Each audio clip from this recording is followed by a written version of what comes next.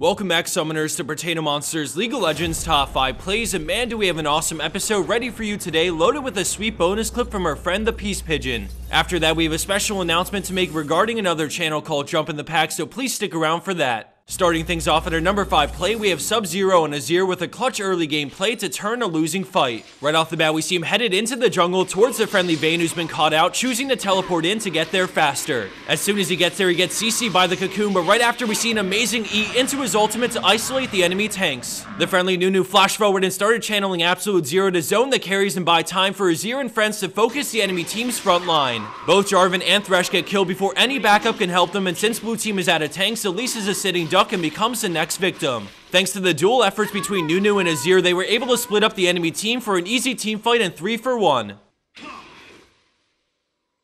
Coming in at our number 4 spot is Manatee Joe and Orianna, synergizing really well with Rengar to bamboozle the enemy team. Thanks to an early group, Joe is forced to back off and lose the tower, but with Rengar coming in, she sticks around. The ball goes on him as he finds the bunched up enemy team for a massive wombo engage, instantly getting 2. He doesn't take much damage thanks to the added resistances from the ball and his W as he bursts down Zyra for the double. Rango slowly moves away from Zyra, dodging her passive as Orianna shields, and then together they all in mouths, racing him to the kill to make it a 4-for-0.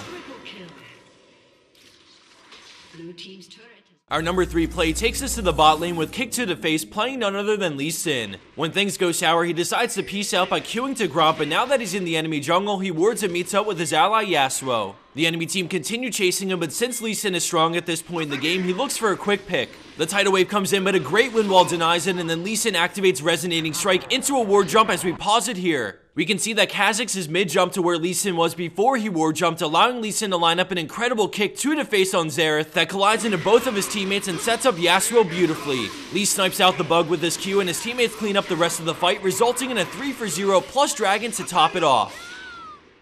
Blue team double kill. Flying his way into second place for this week is Majorhavoc on Thresh with an insane escape. In the beginning, we see Thresh and Kalista get collapsed on, and as they retreat, we see a great play on Nocturne to break the fear tether. Thresh goes in off of Kalista's ult, and the Nocturne ult as Thresh gets surrounded, but quick thinking leads him to Q over the wall, pulling himself out of harm's way and back to his tier 3 tower for the kill. Despite the GP ult, Orianna's shield plus the Lantern shield is just barely enough to get him out of there as the fight diffuses. Let's take another look at that play, but this time in slow motion. Watch carefully as the Flay pushes Nocturne far enough back to ruin his fear on Kalista, and then she ults Thresh to save him from the Death Lotus. After landing the triple knockup, they both auto Katarina to proc Kalista's W and burst her down, but then Thresh gets completely surrounded and still manages to find a way out when things are looking grim.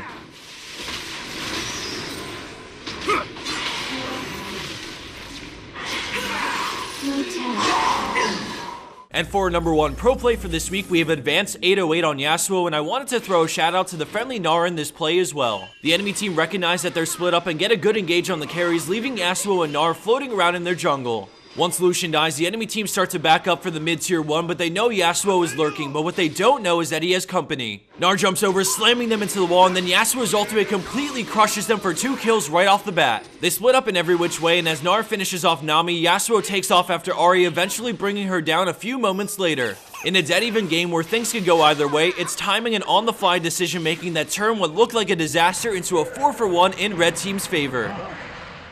And for the bonus clip of the week, we have OBC with a perfectly synergized triple snipe.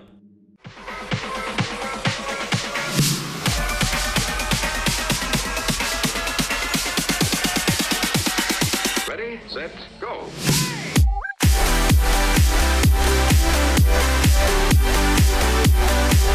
Really?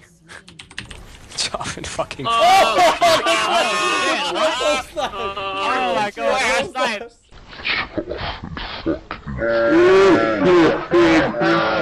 That's synergy number 1. That's like, holy shit. Thanks again to ThePeacePigeon for making that completely unnecessary but still awesome over edit for the bonus clip. If you guys want to check out more of their content, then click on the annotation on your screen or visit the description box down below. So as you guys heard at the start of this video, I wanted to bring up something about Jump in the Pack, but to your surprise, maybe it's unrelated to his channel. Chris, who is the owner of Jump in the Pack and our channel, got off to a bad start some few years ago, and in the eyes of the community, we've been rivals since the start. Without dragging things on for too long, I'll cut to the chase. Chris's wife just recently found out out she has a large malignant sarcoma growing in her arm. And for those of you that don't know, that's essentially a cancerous tumor and it needs immediate attention. So finding this out is terrible news, but it gets even worse because she's roughly 19 weeks pregnant, so the sarcoma needs to be removed now. Because of this, he's taking a break from video content to travel with her to focus on treating it, the surgery, rehab for the muscles, etc. From one content creator to another, I really respect all that Chris has done for our community. His content is amazing and I want nothing more than to see him return to making more videos after getting everything sorted out with his family. With all this being said, if you guys want to donate any sort of money to him and his family, I'll put a link to the fundraising page down below. There's also more information on that page about exactly what happened and what the money will go to. For some reason, this story didn't gather much attention in the league scene, and for all the great and free content he has on his channel, I think the community should show him nothing but love during these hard times. Alright, so one last thing before I go. To end things on a happier note, we want to give away 5 free skill capped accounts to random people who comment. So drop a comment down below letting me know what your thoughts are on the recent announcement to remove DFG from the game. DFG has always been a really fun item to use on assassins, and part of me is sad to see it go, but I'm also really excited to see what new freedoms this gives Riot to modify old AP assassins like LeBlanc. So drop a comment, and 2 days from now I'll pick 5 comments at random to award accounts to. Thanks again for watching, and I'll see you next time. Skillcap.com is a brand new platform in League of Legends that contains in-depth video guides tailored to maximize your skill set in the quickest way possible. Skillcap has hundreds of guides for League of Legends made by Diamond 1 and higher players, with up to 200 new guides coming out every month. Our platform will always be up to date with the meta and updated with patches. Sign up now and experience Skillcapped for yourself.